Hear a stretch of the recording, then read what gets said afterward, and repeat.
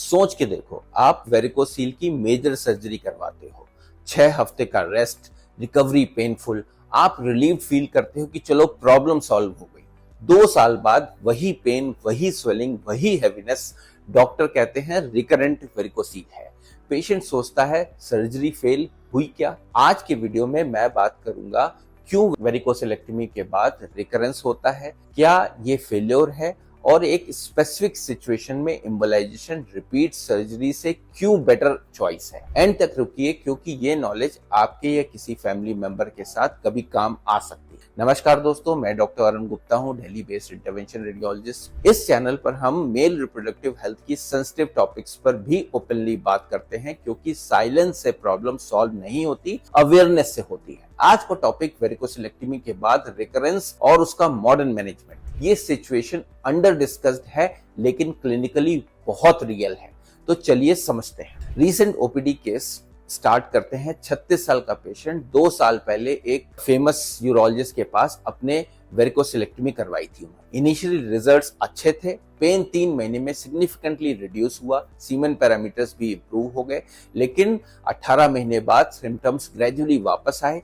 पिछले 6 महीने से सीवियर स्क्रोटल हैवीनेस, डल एक, प्रोलॉन्ग्ड स्टैंडिंग पे पीक। वो इमोशनली फ्रस्ट्रेटेड मेरे पास आए, डॉक्टर मुझे लगा प्रॉब्लम परमानेंट सॉल्व हो गई। इंपॉर्टेंट बात ये समझनी पड़ेगी, ये फेल्ड सर्जरी नहीं है नेसेसरली, ये रिकरेंस है जो वेरिकोसील के नेचर का पार्ट है, और उसका सॉल्यूशन सेकेंड सर्जरी होने की बजाय embolization typically optimal treatment option है। वेरिकोसील रिकरेंस का मैकेनिज्म समझना इंपॉर्टेंट है। इनिशियल सर्जरी में सर्जन्स ने आइडेंटिफाइबल प्रॉब्लमेटिक वेन्स को लाइगेट कर दिया, जो स्टैंडर्ड टेक्निक है, लेकिन testicular venous drainage anatomically complex है। Multiple potential collateral pathways exist करते हैं। इन कोलेटरल वेन्स से कुछ इनिशियली स्मॉल या इनविजिबल होते हैं, लेकिन टाइम के साथ जब ओरिजिनल पाथवेज क्लोज हो जाते हैं तो कोलेटरल वेन्स फंक्शनली सिग्निफिकेंट बन जाती हैं और रिफ्लक्स कैरी करने लगती हैं। सर्जिकल लिटरेचर में वेरिकोसिलेक्टमी recurrence rate micro surgical technique में 2 से 3% है।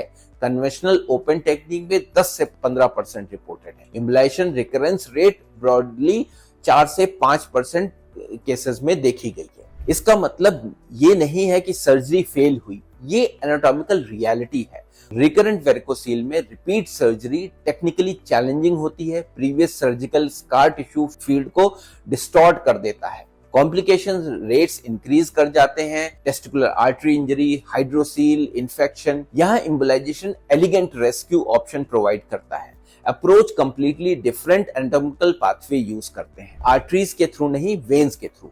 प्रोसीजर में पेशेंट को एंजियोग्राफी की सूट में ले जाते हैं, कॉन्शियस सेडेशन, लोकल एनेस्थीसिया में राइट फीमोरल या जुगुलर वेन से पंक्चर करके वीनोग्राफी की जाती है, माइक्रोकैथेटर इंफिया वेना केवा, रीनल वेन, फिर लेफ्ट टेस्टिकुलर वेन में पहुंचाया जाता है। डिटेल्ड वीनोग्राम से कंट्रास्ट रिफ्लेक्स को विजुलाइज किया जाता है।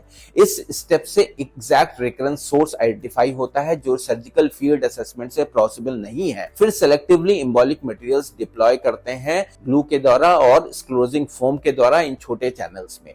ऑल आइडेंटिफाइंग रिफ्लक्स पाथवेज को ऑक्लूड किया जाता है। प्रोसीजर 40 से 50 मिनट का सिंगल पंक्चर प्रोसीजर। रिकवरी भी कंफर्टेबल होती है। Same day discharge typical cases में हल्का सा लोकल डिस्कम्फर्ट रह सकता है 24 से 48 घंटे तक। नेक्स्ट डे रिज्यूम कर सकते हैं अपनी एक्टिविटीज।